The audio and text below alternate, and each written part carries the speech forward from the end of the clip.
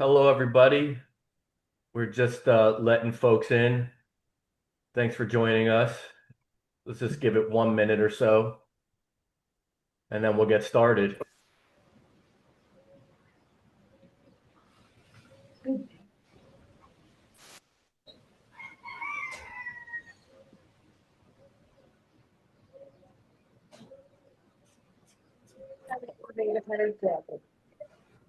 And if you could mute yourself, please.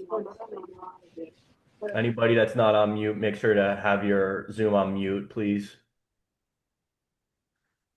All right, let's get started. So thank you, everybody, for being here. My name is Is Brent. everybody on this call? Yeah. Thank you for muting yourself.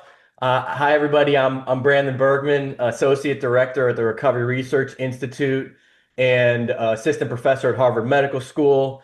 Thank you for joining us today. We'll have Dr. Randi Schuster give a presentation I'm very excited about. But before Dr. Schuster begins, we just have a few introductory slides about the Opioid Response Network for you.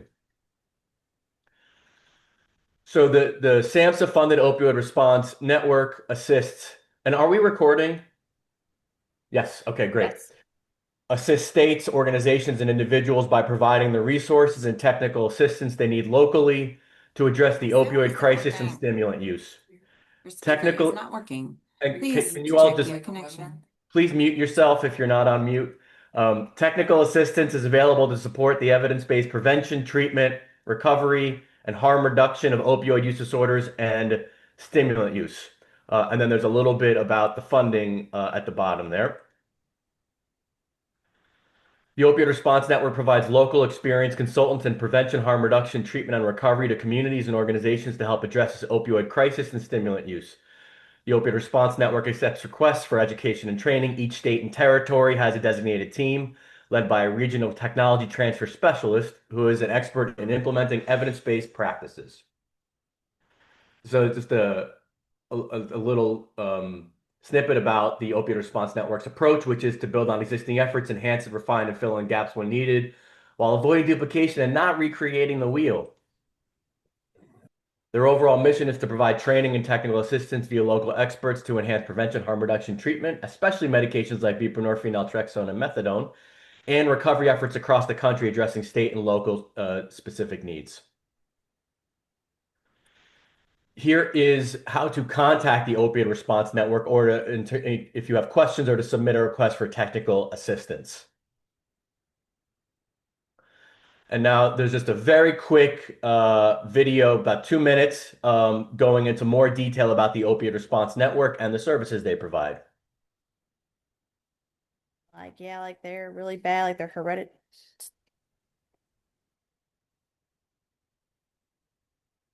There's no volume, is there?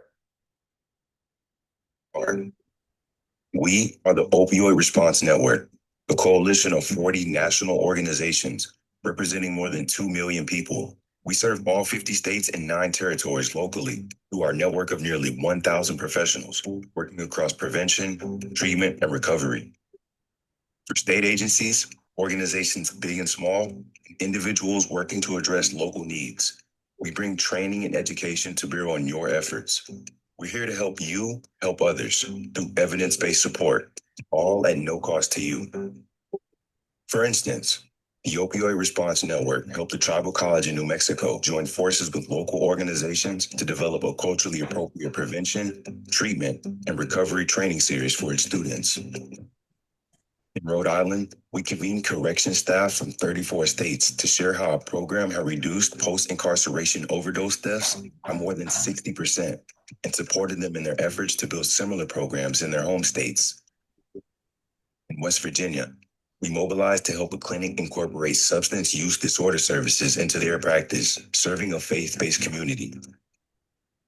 We helped healthcare providers in South Dakota address barriers they face providing treatment services for their patients.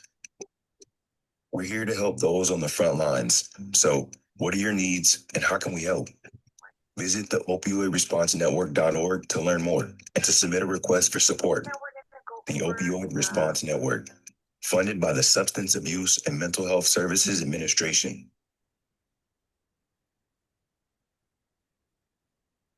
Okay, and here is a list of all the past webinars. Those are freely available. Lindsay, are they available on our YouTube channel? Yes, they are. Yep, they're available on the RRI's YouTube channel, Recovery Answers, for anybody who's interested in checking out past presentations. And just a quick plug for our next webinar on September 24th. Our very own Dr. Emily Hennessy of the RRI will be presenting on youth recovery. Emails will be going out soon in terms of registration to anybody that attended today. So there's nothing you'll need to do to learn more. You'll get an email with information on how to register for that webinar. All right, and just right before we get started with Dr. Schuster's presentation, a quick set of polling questions for you. They should pop up on your screen. Please don't forget to scroll down to see all the questions before, and then you'll click submit. And we'll give everybody about 2 minutes to complete them.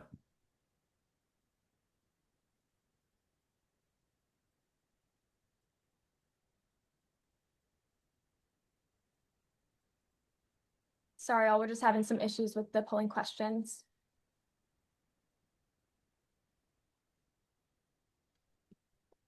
Just hang tight, everybody. It'll give us a moment.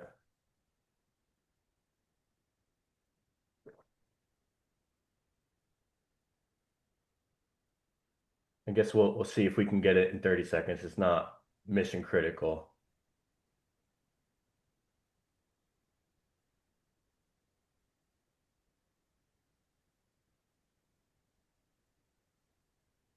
Anybody know any good jokes? Huh.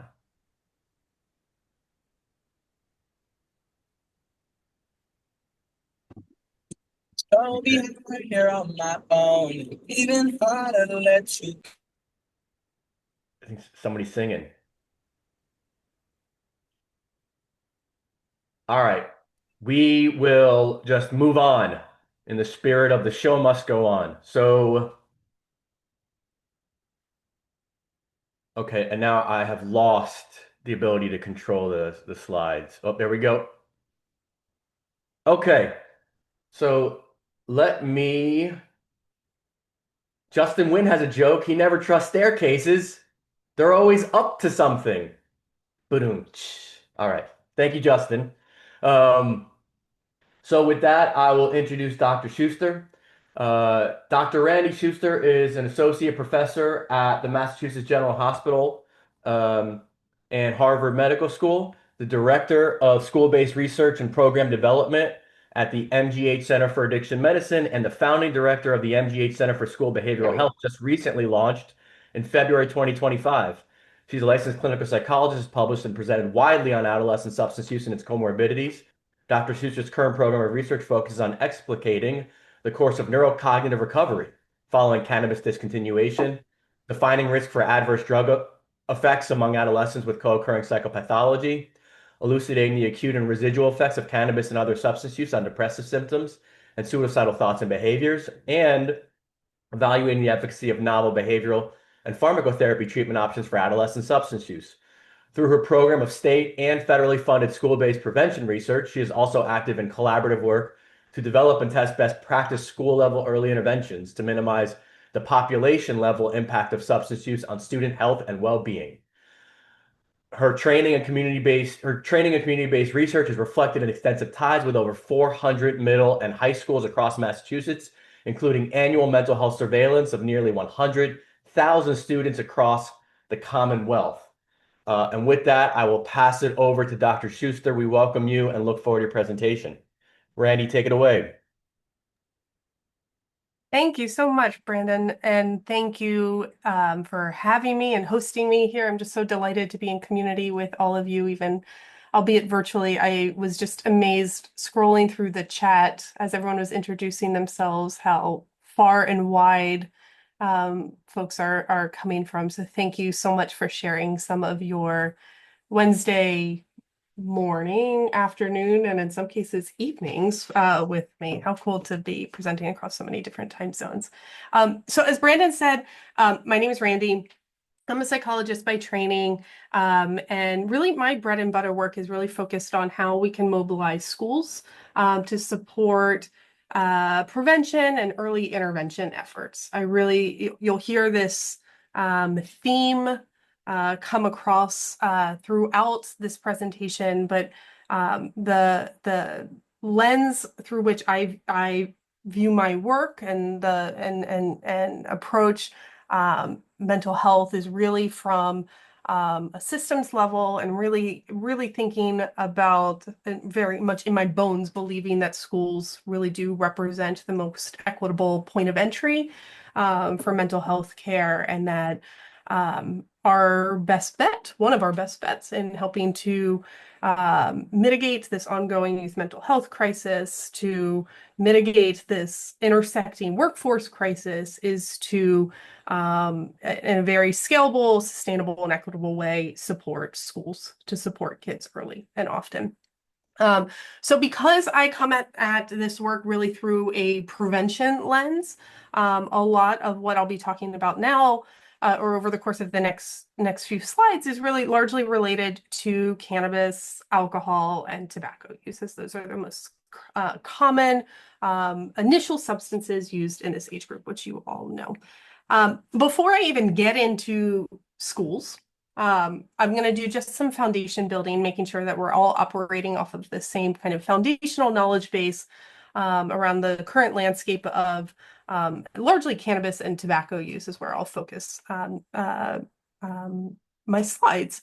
I'm happy to take questions throughout, but I think we have time at the end of the presentation for questions. The slides will be freely available. I'll also say probably have more slides than we'll get to, so happy to take any questions about anything we don't get to offline. You'll have my direct contact information, and I welcome a dialogue after this from any of the 211 people here today. Holy cow.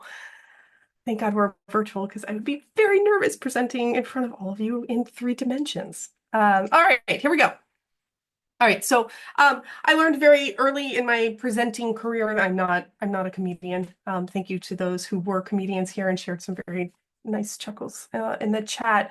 So I'm not going to bury the lead. I'm going to tell you very quickly up front what I think is the punchline of the entirety of this presentation, and then hopefully provide you some evidence to support each of these statements. So the first is, as I mentioned, I really do think about substance use in adolescence through a prevention lens. So in thinking about this through a prevention lens, it's really important to keep in mind that most teens do not use substances, but many of them do, right? And I would venture to guess that many of the people on this call are doing either direct service work or doing work that is directly informing the landscape of how we are approaching adolescent substance use. And sometimes we can forget that the population that we're working with represents a small minority of the overarching adolescent population. Oh, I forgot. I'm using these buttons down here. Okay. Also important to keep in mind that while the overall rates of cannabis, and I'm going to flip-flop a bit between cannabis and tobacco and hopefully make that clear when I make that switch, have remained largely stable over time. And I'll show you some data from some recent epidemiological reports that really are not very convincing for a dramatic change in actual rates of use. The overall landscape of how kids are using and where they're using and how much they're using and also what they're using has done a 180. So I think sometimes it is tempting to look at these epi reports and say, doesn't seem like much is changing. Let's move on. But I hopefully will convince you that that is not the case. Okay. There's a lot we don't understand. And I think especially for vis-a-vis cannabis, which, we are in a place where science is playing catch up with public policy. Public policy has far outpaced the progress of science here. And I think we are in many cases in uncharted territory in terms of the negative effects or lack thereof, the effects of, I'll say that more neutrally, the effects of both cannabis and new ways of using tobacco, i.e. vapes and now dissolvable pouches. We have no long-term data on the impact of the substances in the way that kids are using right now on the developing brain. And we need to be humble about our messages. But there are a few things that I think we can say with a lot of confidence. So the first is that adolescents are at heightened risk for negative effects from insert any substance you would like to insert there, right? So I do most of my work around cannabis and tobacco, and we know for sure, we've known this for decades, that adolescents who use these substances, that the earlier somebody is when they start using, the more likely they are to experience negative consequences. That is said another way, that age is a predictor of negative effects from use. We also know that adolescents who use any substances are more likely to experience other mental health concerns. And this is, for anyone who's heard me present before or is at all familiar with my work, this is the hill that I'm going to die on, and you will hear me say this over and over again. I will be very intentional about my language when we talk about substance use and other mental health concerns. I will not be talking about substance use and mental health concerns, because that disassociates substance use from a mental health continuum. When we're thinking about substance use, and particularly heavy substance use in adolescence, we need to be thinking about it in terms of the other psychological predictors and consequences of use, and really starting from with a goal of both reducing stigma around addiction and use in adolescence, as well as really understanding the antecedents and the consequences of use. We need to be thinking about taking a whole child approach, and really need to be thinking about the reasons why somebody is using, or the reasons that they are, what they are attempting to alleviate, and aligning our interventions through a co-occurring lens. I do almost exclusively school-based work. And while the data, I think, are really strong, that adolescent substance use is both a risk factor and consequence of co-occurring other mental health concerns, by and large, the interventions that we see uplifted in schools, and I'd be curious from the audience here, for those who are working both in a school setting and not, tend to think about substance use in isolation. They tend to not be addressing the other things that are going on in that kid at the same time. And I think that's a big, it's an outdated approach and a missed opportunity to be thinking about addressing the whole child. Little wins add up. And so meaning that, as I said, I do largely early intervention and some universal prevention work. So I think really thinking about what are ways that our schools and our systems can implement and mobilize little I interventions, right? Sometimes the big I interventions are either are already in place or difficult to figure out how to implement, but that there is a lot of potential in thinking about what are the little moments and how are ways that we can really create a system that is supportive and restorative, and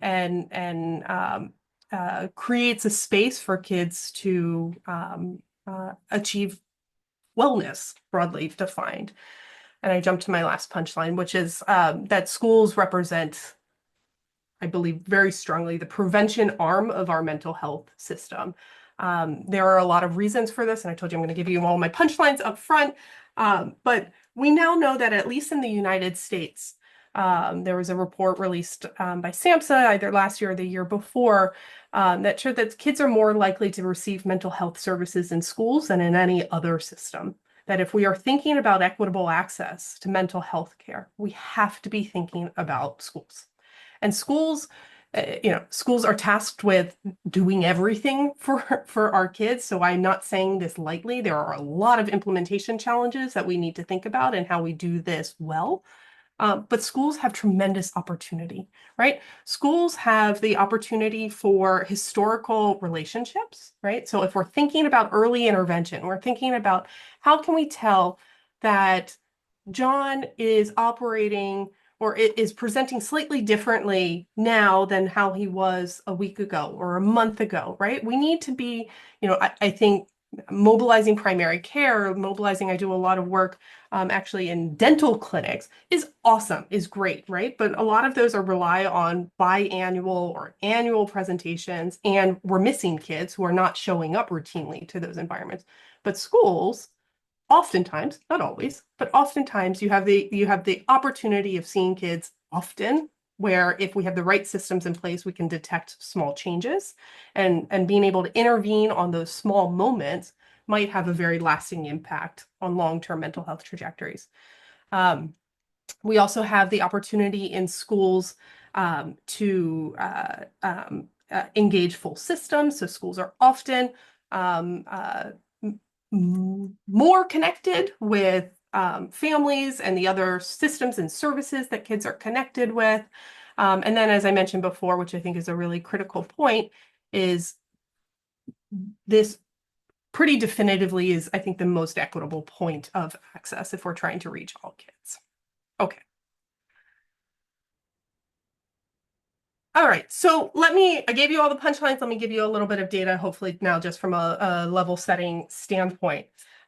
So, I'm sure everyone here are very familiar with these data, so I won't belabor the point here, but this really goes back to the point of that we are in the midst of, I think, a grand social experiment, and we are seeing dramatic changes in both our perceptions and also behavior around cannabis and tobacco use. So these data draw from the Monitoring the Future survey, which is a biannual nationally representative survey hosted out of the University of Michigan. And I'll show you a few different points of data from this survey. But here, what I'm showing you here is changes in perceptions of risk and perceptions of disapproval. So altogether, perceptions of harm in 8th, 10th, and 12th grade students over time. And without needing to look at exactly where the lines are intersecting here, you can just visually inspect and see that lines are going down, right? So overall, we are seeing that kids are viewing cannabis to be less risky now than how it has been viewed, at least in the last few decades, as well as less disapproval of use. And why is this important to monitor? This is important to monitor because while this is not behavior itself, we have seen with other substances that changes in perception of harm often precede changes in actual behavior. So this is an early thing for us to monitor. What about actual rates of use? So here I'm also presenting data from the Monitoring the Future survey, and we're looking at changes in past year as well as daily cannabis use. I just picked 2 indices for us to look at. We could look at a few other different measures of frequency or intensity of use. But by and large, what you see here is a tabletop. It looks pretty flat. Certainly, there is a dip with COVID. Time will tell whether that rebounds. We can talk a little bit, sink into the COVID phenomenon if that's of interest to the group. But by and large, we are not seeing dramatic changes in the actual rates of cannabis use over time.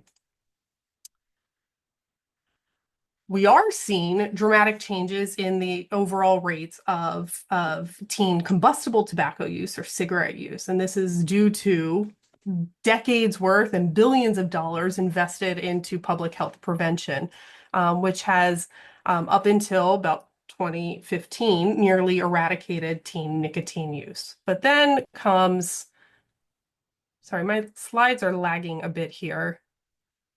Okay, good. So as I mentioned, while we're seeing dramatic decreases in cigarette use over time, vaping entered the market in about 2015 and has skyrocketed. And between 2017 and 2019, I believe I'm getting those dates correct, we saw the largest increase over a 2-year period of time in frequency of teen use of any substance in recorded history, right?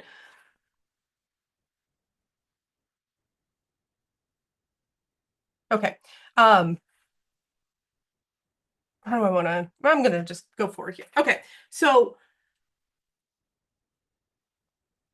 temperancy, Brandon, can you see my slide? Okay, Yeah, it's looking laggy on my, so, past 30 days okay, substance use cool. by sexual orientation. Yeah. Cool. Apologies. I think I've got a few second delay on my end, so bear with me. Okay, so showing you in the prior slides that we are seeing some notable trends, some relatively unremarkable trends in changes in actual frequency of substance use. But one of the things I want to impress upon this audience here is that these figures only show so much, right? They are showing at a group level, and often fail to evaluate how rates might look different in subgroups of kids who might be at exaggerated risk for negative consequences from use. So what I'm going to show you over the next 3 slides are data from our survey, which we host out of Mass General, where we survey. It's called the SURF survey, or the Substance Use and Risk Factor survey. This is a survey that we host every year in about 60 middle schools and high schools across Massachusetts, surveying about 30,000 kids every year. These are not published data, just want to kind of make the point here that rates of use were not created equal here. And I picked a few different variables to slice the data by. Okay, we could look at this in a variety of different ways. This is really intended to just illustrate the point that if we look at group level trends, we are often missing a big piece of the picture here. And so what I'm showing you here are rates of past 30-day use, cut in a very, very crude way. Again, this is just for illustrations purposes, of a few different substances, the substances most commonly used in adolescence, so between smokeless tobacco, various types of combustible tobacco use, nicotine, vapes, cannabis, and alcohol, cut by kids who self-identify as heterosexual versus those who self-identify as sexually diverse. And what you can see here is that rates of past 30-day use are nearly double for nicotine, vapes, cannabis, and alcohol in kids who identify sorry, not alcohol here, for kids who identify as sexually diverse versus those who identify as heterosexual. I'm going to show you the same exact point with another demographic factor to consider. Here we're looking at gender diversity. So if you look at among individuals who identify as, again, self-identify as cisgender versus gender diverse, similarly for nicotine, vapes, and cannabis, you see nearly double the rates of past 30-day use. If we look at among, nothing coming up. There we go. Okay, good. So in our survey, we have a number of different measures of co-occurring psychiatric risk, and this is our APS. This is the APSS scale, which is a measure of a screener for psychotic experiences. And again, you could look at this by depression risk, anxiety risk, emotional reactivity. You will see the same exact trend here. Whereas those kids who are above threshold on this screener for psychotic experiences are more likely to endorse higher rates of past 30-day nicotine, vapes, and cannabis use. And so why am I showing you this?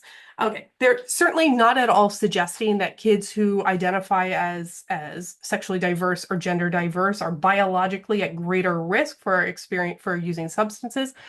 Completely, actually, the opposite, right? That we know that these kids are more likely to experience various traumatic events during adolescence, during this developmental period, which increases their risk for experimenting and progressing in substance use. All the while to think about, as we are thinking about early intervention and preventative-based programs, our programs must consider the unique needs of adolescents who are at heightened risk. And I'm stuttering because I'm also recognizing I'm not sure what I'm supposed to be or not supposed to be saying these days, but I'm going to say it anyways. All right. Also, in terms of changes in use, right? So as I mentioned, we have, there's been cannabis research has been going on for decades. Yet I made the point at the beginning that we do not have any long-term data on the impact of cannabis on the developing brain. And what I should qualify is that we don't have any long-term data on the impact of today's cannabis on the developing brain. And so what exactly do I mean by that? So we have seen over the course of the last few decades a dramatic increase in the potency of cannabis products that kids are using. So these are data coming from the El Soli lab in biological psychiatry, where we show this exponential increase in the concentrations of THC. So, and I'll give a little primer on the biology of cannabis in a few slides, but THC, as just a preview, is delta-9 tetrahydrocannabinol, or the primary psychoactive constituent in the cannabis plant. And we have seen that over time, the plant has been bred to have much higher concentrations of THC. So if you go back, this slide doesn't even go back far enough. You go back to Woodstock weed in the 60s, the average concentration of THC in the cannabis plant in the 1960s was around 2%, right? So it was quite literally grass. There just wasn't much in it. Whereas here, this is based off of DEA seizures. The average concentration is now more upwards of 12% THC. For anyone who is doing direct work with kids, you will also call my BS on this slide here, because you'll know that most of the kids that we're working with are not using 12% THC. The kids that we're working with are often using 60, 70, 80, 90% THC, right? 25% plus, exactly. And we have no long-term data on the impact of these highly potent strains of cannabis on the developing brain. We also know at the same time, as THC has been bred up in the plants, we have seen an exponential decline in rates of CBD, or which is another constituent of the cannabis plant, most commonly thought about in terms of potential medical applications. And yes, I'm catching the comments that are coming up just sporadically, so I apologize if I'm missing some of those comments. I do believe the slides will be available. If they're not, I'm happy to share them directly with anyone, and you'll have my contact information at the end. So as we've been, in a time where we've been talking a lot more about the potential medicalization of cannabis, which I'm not going to really get into in this slide because we're in this presentation, because we're talking largely about recreational use in adolescents, the potential medical applications, by and large, there are a few exceptions, but by and large have been studied vis-a-vis CBD, right? Potential cannabidiol or other constituent applications. Very little on looking at the potential medical applications of THC. And yet the strains that are most commonly available these days, and the strains most commonly sought by our teens, are high THC concentration products. Just by frame of reference here, there's a lot of really beautiful data that are coming out of Europe right now that look at changes in the incidence of psychosis, and that timing alongside changes in cannabis potency and different kind of commercial markets. And most of those studies tend to define, summarizing across a large body of very nuanced work here, but generally find that that access to higher potency strains are associated with a higher incidence or a change and an increase in incidence of psychosis in those communities. And those studies generally define high potency THC.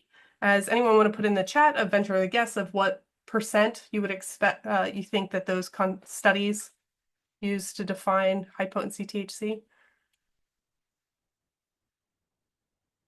I'll give it a second. 10%, yeah. All right. Well, someone's very familiar with the literature. It's exactly right. It's 10%. 10% is what is typically thought of in those scientific investigations as and that is what is defined. Anything above that is considered high potency product. And yet we are seeing kids in our office who are telling us they're using 80% THC. Right? Pretty scary to think about.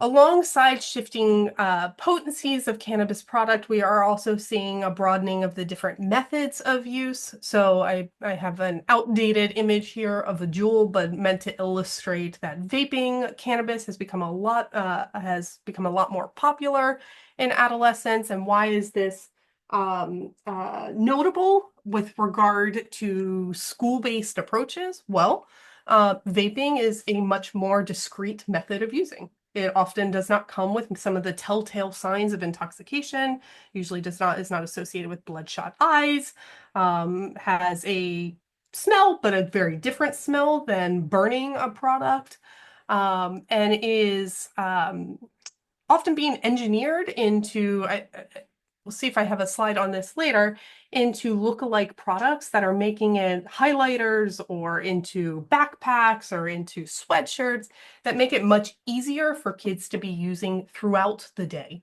So if you recall back to the slide that I was showing you from the Monitoring the Future survey, where I showed this kind of tabletop of the overall rates of kids using, what that doesn't tell you is how the entrenchment of use among those who were already using. So while we might not be seeing, with the advent of these new devices, more potent strains, the proliferation of commercialized markets, while we might not be seeing an increase in the number of kids who are entering into cannabis use, among those who are using, we are seeing kids who are using more throughout the day, right? So, 10 years ago, this was by and large, if kids were smoking pot, they were using it before school or after school, behind the bleachers sort of thing, colloquially speaking, right? But now, if anyone here is working in schools, I would bet good money you would tell me that this has become a bigger problem in recent years than 10 years ago, right? And so how do we reconcile that with these figures that show no changes in use? Well, it is now an in-school problem in a way that we've never seen before. Also creating this kind of in-school problem is this middle image here, right? Edibles have been around forever, right? This is not a new product, so to speak, but has become increasingly popular as a method of use among adolescents. There are a few things that I think are important to keep in mind with edibles. One is if you are in a position of doing psychoeducation or harm reduction, I think really important to make sure that kids who are using cannabis and experimenting with edibles are aware of the differences in the pharmacodynamics of how THC is metabolized when it is ingested compared to when it is inhaled through the pulmonary route or smoked or vaped. So when you smoke or vape THC, it crosses the blood-brain barrier very quickly. That's why kids feel an effect, or adults, humans, feel an effect near instantaneously, usually within about 1 to 2 minutes. When it is ingested, it takes much longer to feel peak effects, usually closer to 1 to 2 hours, which is why for kids, by and large, kids who are using cannabis, edibles is not their primary method of use. So making sure that they are aware that if they are using that, to make sure that they know the timeline for experiencing those effects. One of the things I am really concerned about in doing teenage work and doing teenage work out in the community is around driving safety. So if a kid is at a party and is offered an edible, eats a cookie, doesn't feel anything because they're used to smoking, right? They're used to feeling those effects near instantaneously. And they, think it's a bust, they get in the car and head home. And then on their drive home, now all of a sudden these effects start to come online. The data are pretty strong that cannabis does negatively impact driving abilities, particularly among novice drivers. So if you are in a position to provide that education, I think really important to do that. Also, from a school standpoint, from the standpoint of what the discrete ways of using, I don't know how schools monitor edible use. Good Lord. I was working with one kid who told me that he packed marijuana-infused baked ziti for lunch. What is a school supposed to do in terms of detecting that? This is a real challenge. All right, for purposes of time, I'm going to keep rolling. I'm going to skip a few slides here because I mentioned some of this. And I'll just say, you know, against kind of this shifting landscape here, this is for those who are Massachusetts or Boston based, even more specifically. This was the first billboard for a while that you passed as you came out of Logan Airport. Smile, Boston, weed is legal, right?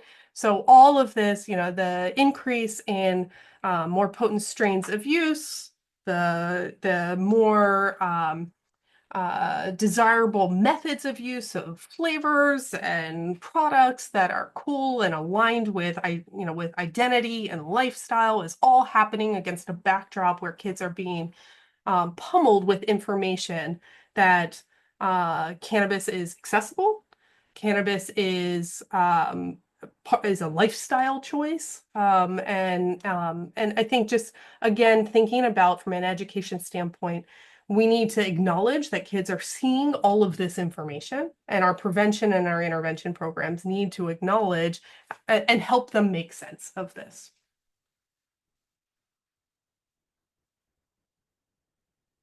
Okay. All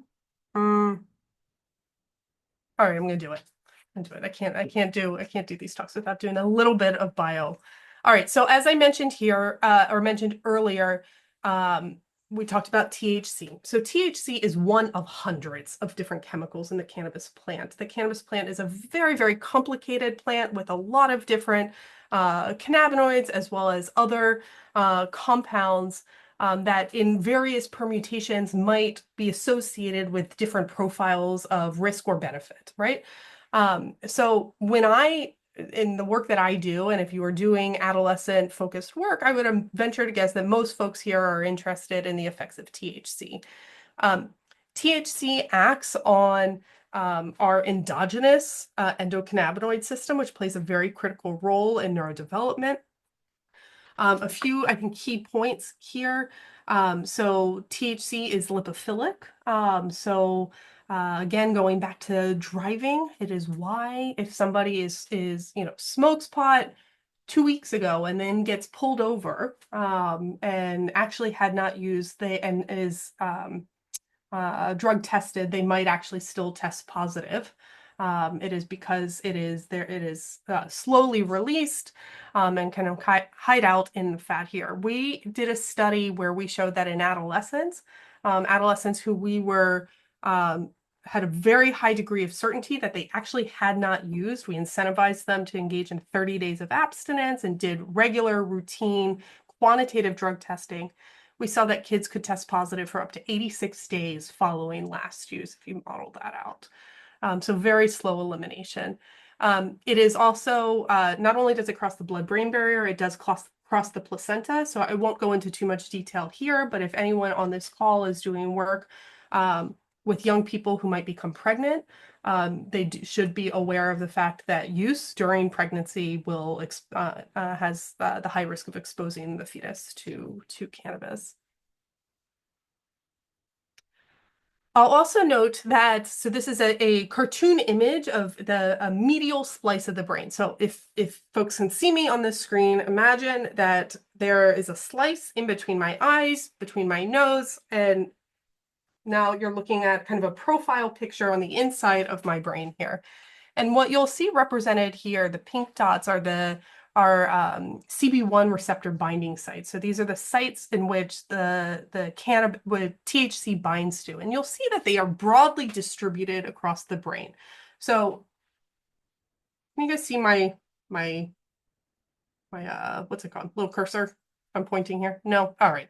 Front of the brain, on the left of this screen is the prefrontal cortex. You'll see a dense population of these THC binding sites. You'll also see them in the middle plane of the brain in the limbic system, which is critically important in emotion regulation, as well as the cerebellum. Why is this important to keep in mind? Well, the teenage brain develops in a very predictable pattern, right? And we know that the brain develops well now into the third decade of life. So adolescence is now conceptualized as through age about 25, right? And the brain develops from a back to front direction. So your prefrontal cortex, which is critically involved in executive control, decision-making, impulse control, is why It also is completely developmentally normative that we see in adolescence an increase in risk taking. We see the gas is fully developed, but less so the brakes, right? This prefrontal cortex, which is least developed in an expected way, is also the most densely populated with CB1 receptors. So just thinking about kind of the co-occurrence of all of these things that are happening at the same time and why we think adolescents might be at greater risk, particularly now with exposure to these high potency products. All right, I'm going to skip ahead and show you just a few things here because I know we are getting close to time. So I'll say, you know, as we're talking about, you know, cannabis and its effects, we've known for a while about the acute effects of cannabis. But what we think about a lot with adolescents is what are the residual effects? What are the effects that happen in between periods of use? So this was a study that we did where we were looking at kids who use cannabis and looking at changes in their cognitive functioning, and particularly cognitive domains that might have impact in the classroom. And we randomized kids to either stop using for 30 days or to continue using. We paid them a healthy sum of money and enrolled them in a contingency management paradigm to ensure that they were abstinent. Here, this is just looking at changes in THC concentrations in those two groups. And what we see is that among those who are abstinent, this green line here, within just 1 week of abstinence, we see this pretty dramatic increase in their ability to learn and retain new information, really suggesting that adolescents who are using cannabis, and particularly using today's cannabis, may not be functioning at their optimal potential. I'll also highlight, and I mentioned this was the hill that I was going to die on. I'm going to skip to the meat and potatoes here.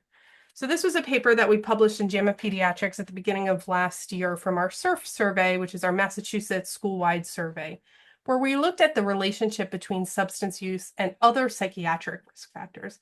And I don't think this isn't rocket science, and nor do I think this will be a surprise to too many people here, but I think really important to keep in mind as we're thinking about designing interventions, that we see across the board. You'll see in this top panel, we're looking at the frequency or the percentage of kids who endorse thinking about suicide in the last year, symptoms of depression or anxiety. This was the PHQ-4, psychotic experiences. This is the APSS, as well as symptoms of inattention and hyperactivity. And we have a dot for alcohol, cannabis, and nicotine. And by and large, you'll see that as frequency of substance use increases, so too does expression of other mental health concerns. This does not get at chicken or the egg. We can talk about that. I'm hopeful that there will be questions about that because that is a natural question that should be born out of this. But what this does suggest is that if you are a school-based provider, if you are a pediatrician, if you are working frontline with kids and you have a kid in your office who says they're smoking pot every day, right? The chance that they are experiencing other mental health concerns is significantly higher than among the kid who is not using using substances. And so again, really thinking about making sure that our approach is cognizant of this, right? And and that we are willing to consider interventions that consider all of the complexities that might be happening within this one kid. I do a lot. There's a lot here. Please don't try to digest this. I'm going to show you. I'm going to get to the punchline here. This also comes from our SURF survey. And this is really getting us into the meat and potatoes of school-based work. I do a lot of work around building capacity in schools to mobilize alternatives to punishment. So we see that in the last few years, and Scott Hadlin published a beautiful paper in JAMA, I believe, a few months ago that showed that over time we've seen a dramatic increase in capacity in schools to engage interventions around anxiety, depression, other internalizing symptoms. And yet capacity around substance use is lagging far behind. In fact, we see that in schools, most schools adopt zero tolerance policies where the response to use of substance at schools is exclusionary, right? Suspend them, send them home. This is a disciplinary issue, right? Depression gets our support, substance use gets punished, right? what we see here, again, really highlighting this point that, and I use this phrase a lot with my team, that substance use is often the smoke and not the fire, is that among kids, oops, sorry about that. Among kids who report having been suspended in the last year for something related to substance use, you see that these kids are more likely to have poor or failing grades, more likely to be on an IEP. So these kids who are legally entitled to extra accommodations at school to help them thrive are more likely to be suspended, more likely to be on the severe range of our screener for depression and anxiety, more likely to have psychotic experiences, and more, this comes out to about 5 to 6% or times more likely to have attempted suicide in the last year. These are the kids that were systematically disconnecting from the academic environment, are more likely to have a host of these other mental health concerns. So in thinking about school-based strategies, and apologies for the school folks on this call because this is a bit of ABCs here. We often use, or the framework that I tend to use, there are a few different versions of this. This is the multi-tiered system of support, which essentially organizes interventions or approaches along this graduated system in which supports both increase in intensity and also the number of students in which they're directed to decrease. So tier 1 is universal supports, right? This is, think health education classes, think sex ed, think classes or programming that will go to all kids independent of risk, right? Tier 2, which is the sandbox I tend to play in, is secondary supports or early interventions. So think these are opportunities to identify kids who are at risk from other mental health concerns and substance use early, but don't yet meet diagnostic criteria or don't yet require treatment per se, whereas tier 3 is involving treatment and ongoing support. I have found in my work with schools that there tends to be a glaring hole in this tier 2 space. That by and large, we have a lot of programs that consider universal strategies, right? I mentioned health ed or health classes and sex education and things along those lines. General substance use curriculum. We also know that when a kid is in crisis, we need to rally supports and resources around those kids. Being able to detect early kids who are at risk is really challenging. And we need to think about the systems that are needed to help facilitate that identification. We're doing a lot of work around SBIRT in schools. There are some real promises. There are some real challenges in doing this. But the point is we need to think about detecting early is not going to come necessarily organically, right? We need to think about the systems that we can put in place to help facilitate both connection to trusted adults as well as connection to those supports. All right, I'm going to skip ahead.